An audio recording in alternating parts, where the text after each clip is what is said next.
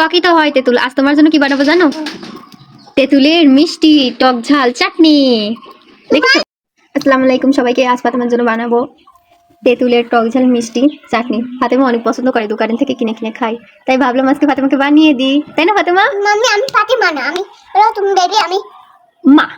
তাই তো আমার মা। তুমি বেবি, আমি মা। তাই তো। মা। তুমি বেবি, আমি মা। তুমি এই যে তেল গরম হয়ে গেছে, এখন এই শুকনো মরিচটাকে তেলের ভিতর দিয়ে সুন্দরভাবে ভেজে নেব। ফাতেমা ছোট তো, তাই মাত্র একটা শুকনো মরিচই দেবো। বাসিয়ে নিলে শুকনো মরিচ কথা শুনতেছে না কেন? শুকনো মরিচ কথা শুনতেছে না কেন? এখন একটা কড়াই দিয়ে দিছি, কড়াইটা গরম হয়ে গেছে। এখন এই চিনিটাকে সুন্দরভাবে কড়াইতে দিয়ে গালিয়ে নেব, ক্যারামেল করে নেব। আস্তে আস্তে জাল হতে লাগবে আর চিনিটা গলতে লাগবে। মা জি মা। লবণ দিবা? দেবো তো, লবণ দেবো তো। ও মা জি শোনা। কেমন জানো, কেমন জানো কেমন যেন কি হয়েছে বলো? আমার ভয় করতেছে। কেন? কিসের ভয়? টকটক করতেছে কে?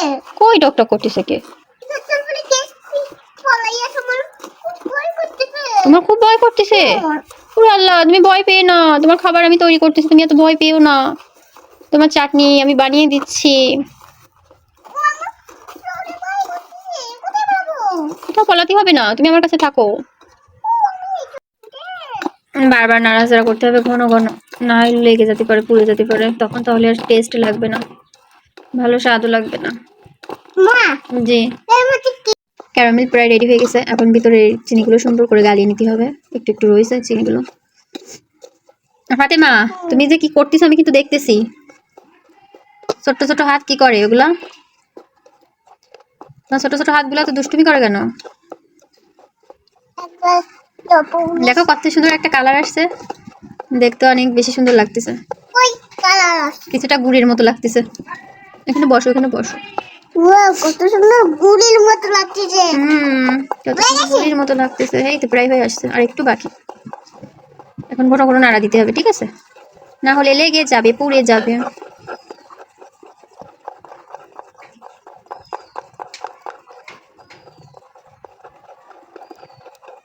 ফাতেমা তুমি লুকাই লুকাই কি লবণ খাচ্ছ?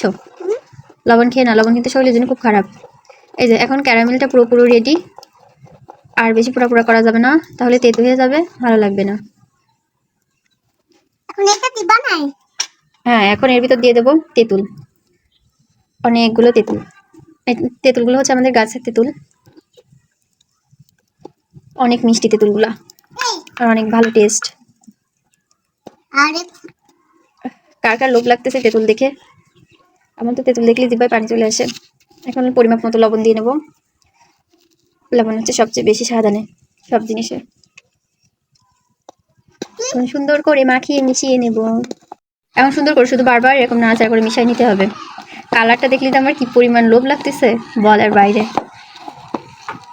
টক জিনিস সবার একটু বেশি লোভ লাগে, আরও যদি হয় টক ঝাল মিষ্টি। জি বাবা। এখন সেই ভেজে রাখা মরিচটা দিয়ে নেব। মা জি। মরিচ দিলে আমি কেন? না, আমার হালকা মরিচ গুঁড়া না দিলে তো ভালো লাগবে না। জ্বরের মুখে হালকা হালকা মরিচ, হালকা হালকা চিনি, হালকা হালকা টক, অনেক বেশি স্বাদ লাগে মা। আমি খাই দেব না মা। এখন সুন্দর করে নাড়াচাড়া করতে হবে, শুধু বারবার নেড়ে চেড়ে নিতে হবে। হয়ে গেছে, দেখো কতটা লোভনীয় হয়েছে আর কত সুন্দর হয়েছে। এখন টেস্ট করে দেখবো কেমন লাগে। আহা হা, কি মজা। তুমি খাবা? এই দেখো আমি খাই। এটা ফু করে দাও আমারটা। ফু করে দেবো? গরম রয়েছে এখনো।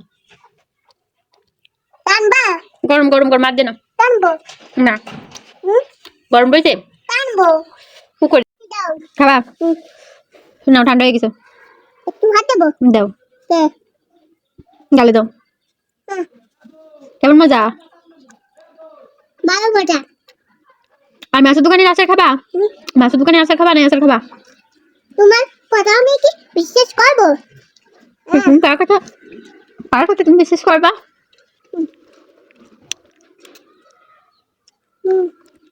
সেই স্বাদ। সেই স্বাদ।